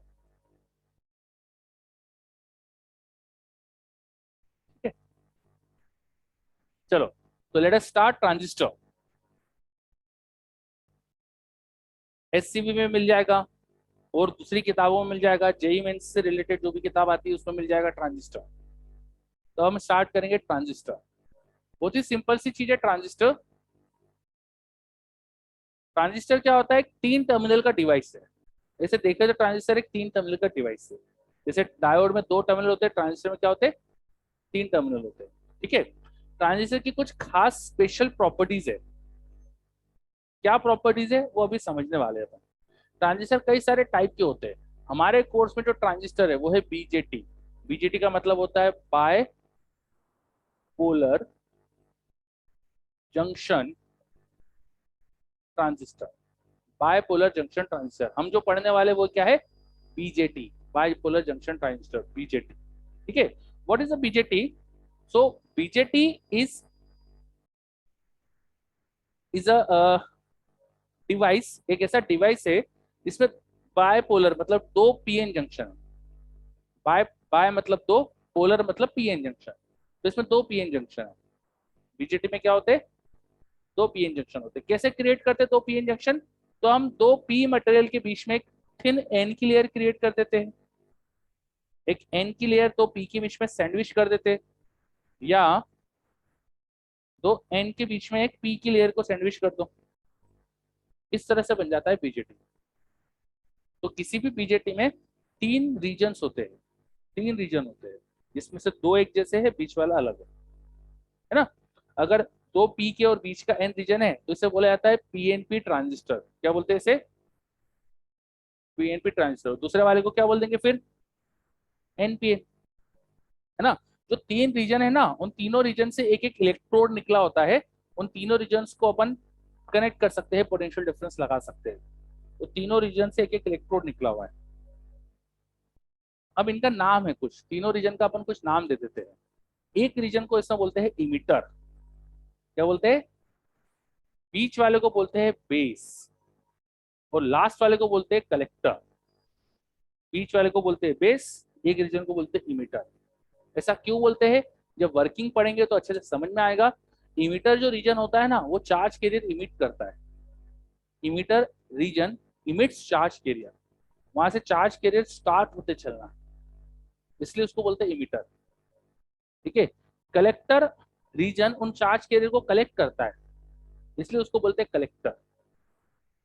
इमिटर मतलब कि चार्ज कैरियर इमिट होना, कलेक्टर मतलब चार्ज कैरियर कलेक्ट होना, है ना? कलेक्टर क्या करता है? चार्ज कैरियर कलेक्ट करता है। अभी अपन पढ़ेंगे आगे वर्किंग, तो वहां पे देखेंगे कि इमिटर से चार्ज कैरियर इमिट होते हैं। तो यहाँ पर पीएनपी में पी चार्ज कैरियर इमिट, यहाँ पे पी टाइप के चार्ज कैरियर इमिट होंगे, होल्स इमिट होंगे पीएनपी ट्रांजिस्टर में। और एनपीएन ट्रांजिस्टर में यहाँ पे क्या इमिट होगा? इलेक्ट्रॉन्स। ठीक है। अच्छा, वो चार्ज कैरियर इमिट करने वाले हैं ना, इसलिए वहां डोपिंग भी ज्यादा करते हैं। तो doping in emitter is high. Emitter region में डोपिंग हाई करते हैं, बहुत हाई अमाउंट ऑफ डोपिंग होती है। लिख लीजिए, आपको लिखना चाहिए। डोपिंग कॉन्सेंट्रेशन अगर देखे तो इमिटर में डोपिंग हाई होती है। लिख लीजिए ऐसा, डोपिंग, तो लिखिए it is high in emitter. Doping it is high in emitter, very small in base. Base में बहुत कम डोपिंग करी जाती है, बहुत ही वीकली डोप्ड होता है बेस। एंड कलेक्टर में मॉडरेट डोपिंग करते हैं। मॉडरेट मतलब बीच की, ठीक है, नॉर्मल डोपिंग करते हैं।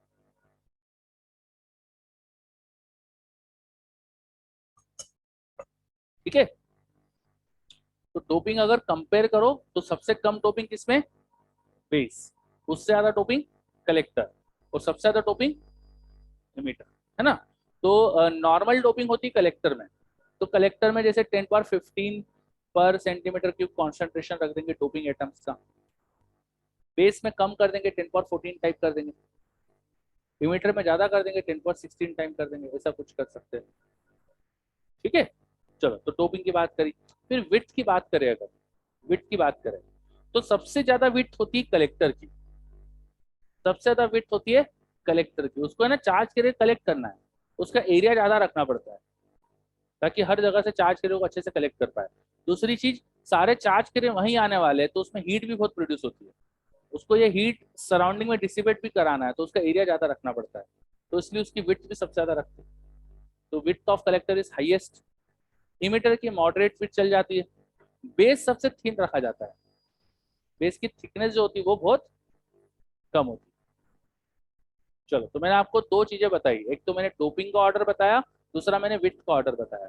तो विड्थ सबसे कम होती बेस की, उसकी डोपिंग भी सबसे कम थी। मॉडरेट विड्थ होती है इमिटर की, इमिटर की विड्थ मॉडरेट होती है, नॉर्मल विड्थ होती है, और कलेक्टर की विड्थ ज्यादा होती है। ठीक है, ये सब क्यों कर रहे हैं अपन, ये अभी वर्किंग पढ़ेंगे तो समझ में आएगा कि ऐसा क्यों करते हैं। वर्किंग में आपको क्लियर हो जाएगा कि ऐसा क्या रीजन था, है ना। अब सर्किट में ये ऐसे डब्बे नहीं बनाते अपन, ये सर्किट सिंबल नहीं है ट्रांजिस्टर का। सर्किट में ट्रांजिस्टर को दिखाने के लिए उसका सिंबल जो होता है वो ये है, देखो इस तरह का अपन एक सिंबल बनाते हैं, जिसमें अगर वो पीएनपी है तो एक एरो बना देते इस तरफ, और एनपीएन है तो एरो बना देते इस तरफ। जिस ब्रांच में एरो है वो ब्रांच इमीटर वाली ब्रांच है, जिस ब्रांच में एरो है वो ब्रांच इमीटर वाली ब्रांच है। ठीक है, जो बीच वाली ब्रांच होती है ऑफकोर्स वो क्या है, बेस, और जिसमें एरो नहीं है अब बचा हुआ क्या है वो कलेक्टर, है ना, जिसमें एरो नहीं है वो क्या है कलेक्टर। ठीक है, एरो की जो डायरेक्शन है, एरो की जो डायरेक्शन है वो पी टू एन डायरेक्शन में होती है, एरो की जो डायरेक्शन है वो पी टू एन डायरेक्शन में होती है। तो यहाँ एरो की डायरेक्शन जो है वो पी टू एन की तरफ है, पी से एन की तरफ। तो पी क्या है, इमीटर हो गया, एन ये क्या होना चाहिए फिर, पी होना चाहिए, पी एन पी। ये पीएनपी ट्रांजिस्टर का सिंबल है। ऊपर वाला सिंबल किसका है, कैसे समझ में आया, पीएनपी एरो की डायरेक्शन से, एरो की डायरेक्शन होती है फ्रॉम पी टू एन। तो इमीटर पी है, कलेक्टर भी फिर पी हो जाएगा और बीच में बेस हो जाएगा, तो ये पीएनपी ट्रांजिस्टर का सिंबल है। और यहाँ क्या हो गया देखो, ये एरो की डायरेक्शन किधर होती है, पी टू एन, तब इमीटर क्या हो गया एन, तो एन पी एन ट्रांजिस्टर है। तो एरो की डायरेक्शन से समझ में आ जाता है कि कौन सा ट्रांजिस्टर है, एरो किस ब्रांच में लगाया उससे समझ में आ जाता है कि इमीटर कौन है। ठीक है, सिंबल समझ में आ गया आपको, चलिए नोट करिए circuit symbol, circuit symbol of transistor.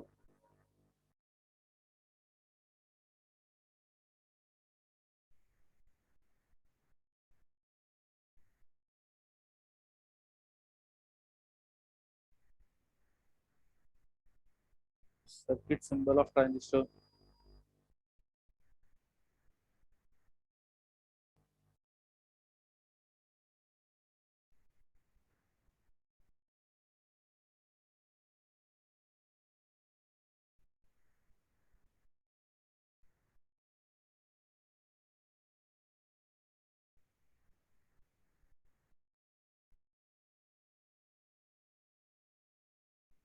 चलिए सबको क्लियर अच्छे से, ओके।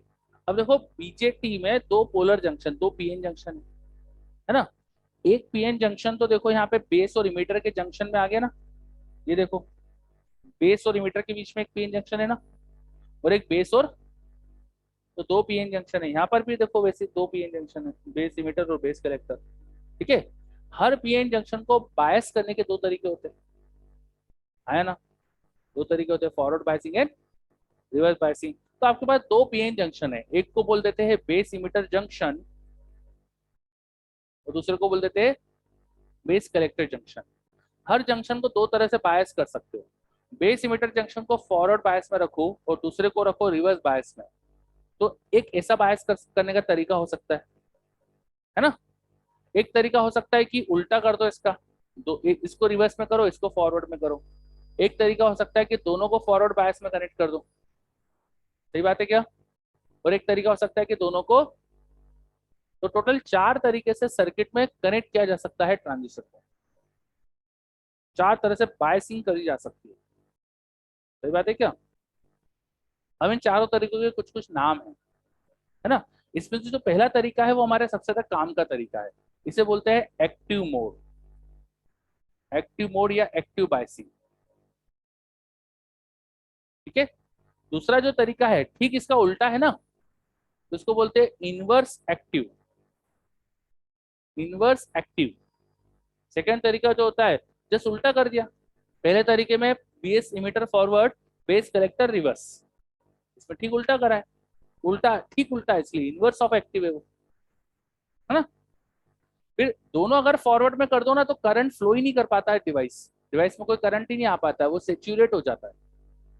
वो दोनों तरफ से तुम करंट भेजना चाहते हो डायोड में, तुम यहाँ से भी फॉरवर्ड बायस, यहाँ पर भी फॉरवर्ड बायस, इधर के होल भी इधर आ रहे हैं, इधर के होल भी इधर आ रहे हैं, तो बेचारे चल ही नहीं पाते।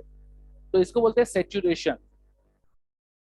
क्या बोलते हैं, है ना। अच्छा, आपको पीएन जंक्शन तो पता ही है ना, पीएन जंक्शन में क्या होता है, तो वो सारी चीज तो यहाँ है ही सही। ठीक है। अच्छा, फिर रिवर्स बायस करा, तो पीएन जंक्शन को रिवर्स बायस में करो, डायोड को रिवर्स बायस में करो, तो क्या होता है, करंट ही नहीं आता, है ना। तो उसको बोलते हैं कट ऑफ, कोई करंट ही नहीं आता इस केस में, कट ऑफ। इसमें से जो एक्टिव मोड है वही हमारे काम का है। इनवर्स एक्टिव उल्टा है ठीक एक्टिव का, तो एक्टिव ही अच्छा है, इनवर्स एक्टिव क्यों यूज करें। डायोड को डिजाइन करा जाता है अच्छे से एक्टिव मोड में काम करने के लिए, तो इनवर्स एक्टिव में उतना अच्छा काम नहीं करता है। ठीक है। एक्टिव मोड में क्या होता है, जो इमिटर होता है उससे चार्ज के रेज इमिट होते हैं, कलेक्टर उनको कलेक्ट करता है, तो इसलिए एक्टिव मोड अच्छा है। इमिटर को डिजाइन ही करा जाता है ना चार्ज के रेज इमिट करने के लिए, ठीक उसका उल्टा करना चाहो तो डिजाइन अच्छे से नहीं कराया आपने, आपने इधर इधर से थोड़ी डिजाइन करा था कि यहाँ से चार्ज के उधर जाए, डोपिंग यहाँ ज्यादा करी आपने। तो एक्टिव मोड में अच्छे से काम करता है। सेचुरेशन और कट ऑफ में तो करंट ही फ्लो नहीं करा पाता बेचारा, ये कोई काम के नहीं देते। तो इनमें सबसे काम का जो अपने मोड है वो क्या है, एक्टिव मोड। हम ट्रांजिस्टर को एक्टिव मोड में यूज कराते हैं। क्या करते, एक्टिव मोड में ही यूज करवाते हैं। चलो इतनी बात समझ में आई सबको अच्छे से। चलो, क्या होता है ट्रांजिस्टर, एक तीन टर्मिनल का डिवाइस है। ट्रांजिस्टर एक जनरल वर्ड होता है, वो बहुत सारे तीन टर्मिनल के डिवाइसेस के लिए यूज होता है। कई तरह के ट्रांजिस्टर होते हैं, हमारे कोर्स में सिर्फ एक तरह का ट्रांजिस्टर है। कौन सा ट्रांजिस्टर है, बीजेटी, बायपोलर जंक्शन ट्रांजिस्टर। और ट्रांजिस्टर का नाम बता दो आपको, एक होता है मॉसफेट, है ना, MOSFET, metal oxide semiconductor field effect transistor. एक होता है फेट, फील्ड इफेक्ट ट्रांजिस्टर। एक होता है सीमॉस, कॉम्प्लीमेंट्री मेटल ऑक्साइड होता है। ठीक है। फिर और भी तरह की टेक्निक्स है, एच ई एफ टी, हेफ ट्रांजिस्टर। ठीक है, बहुत सारे तरह के ट्रांजिस्टर होते हैं। तो हमारे सिलेबस में जो ट्रांजिस्टर है वो क्या है, बीजेटी, हमें सिर्फ बीजेटी समझना है। क्लियर। तो बीजेटी में हमने समझा है दो तरह के ट्रांजिस्टर होते हैं बीजेटी में। बीजेटी का मतलब होता है बाय पोलर जंक्शन ट्रांजिस्टर, इसमें दो पीएन जंक्शन बनाते हैं। कैसे बनाते हैं, दो पी के बीच में एन क्लियर बना दो, या दो एन के बीच में तीन टर्मिनल हो जाते हैं ट्रांजिस्टर में। तीन में से एक टर्मिनल को क्या बोलते हैं, बीच वाले को, आखिरी वाले को, एमिटर को एमिटर क्यों बोलते थे, क्योंकि वो चार्ज कैरियर को इमिट करने वाला होता है। बेस को बेस क्यों बोलते हैं, बीच में बेस का काम करता है। कलेक्टर को कलेक्टर क्यों बोलते हैं, जो इमिटर ने इमिट करा वो कलेक्टर कलेक्ट करता है। ठीक है। किसकी डोपिंग सबसे ज्यादा रखी जाती है, इमिटर की। किसकी डोपिंग सबसे कम रखी जाती है, बेस की, है ना। किसकी विड्थ सबसे ज्यादा रखी जाती है, किसकी विड्थ सबसे कम होती है, बेस बेचारे की डोपिंग भी कम होती है और विड्थ भी कम होती है ना। बेस की डोपिंग भी कम होती है और विड्थ भी कम होती है। सर्किट में कितने तरीके से कनेक्ट कर सकते हैं ट्रांजिस्टर को, चार तरीके से। चार तरीके से बायस कर सकते हैं, चार तरीके से बायस कर सकते हैं। क्या क्या नाम है बायसिंग के, active, inverse active, saturation, cut off. कौन सा मोड काम का अपने, एक्टिव मोड, एक्टिव मोड काम का। ठीक है। चलो, तो आज अपना क्योंकि टाइम भी ओवर होने वाला है तो आज अपन यहाँ रुकते हैं। Just grasp all this thing. Next class में अपन वर्किंग से स्टार्ट करेंगे, ट्रांजिस्टर की वर्किंग पढ़ेंगे। फिर कॉमन इमिटर कॉन्फ़िगरेशन क्या होता है वो समझेंगे, कॉमन इमिटर कॉन्फ़िगरेशन क्या होता है वो समझेंगे, है ना। और कॉमन इमिटर कॉन्फ़िगरेशन में ट्रांजिस्टर एम्पलीफायर जैसा काम कर सकता है, तो वो सीखेंगे। तो एम्पलीफायर वगैरह पढ़कर आइएगा, बहुत सारी चीज होने वाली है अगली क्लास में। सब चीज पहले से पढ़कर आओगे तो ज्यादा समझ में आएगा, है ना। कम से कम बेसिक बेसिक आइडिया तो होना चाहिए। ठीक, थ्योरी थ्योरी है, पढ़ के आओगे तो थ्योरी जल्दी याद होगी, नहीं पढ़कर आओगे तो थ्योरी याद नहीं। क्लियर। चलो मिलते हैं नेक्स्ट क्लास में। बाय सबको, ऑनलाइन में भी सबको bye, take care, thank you all of you.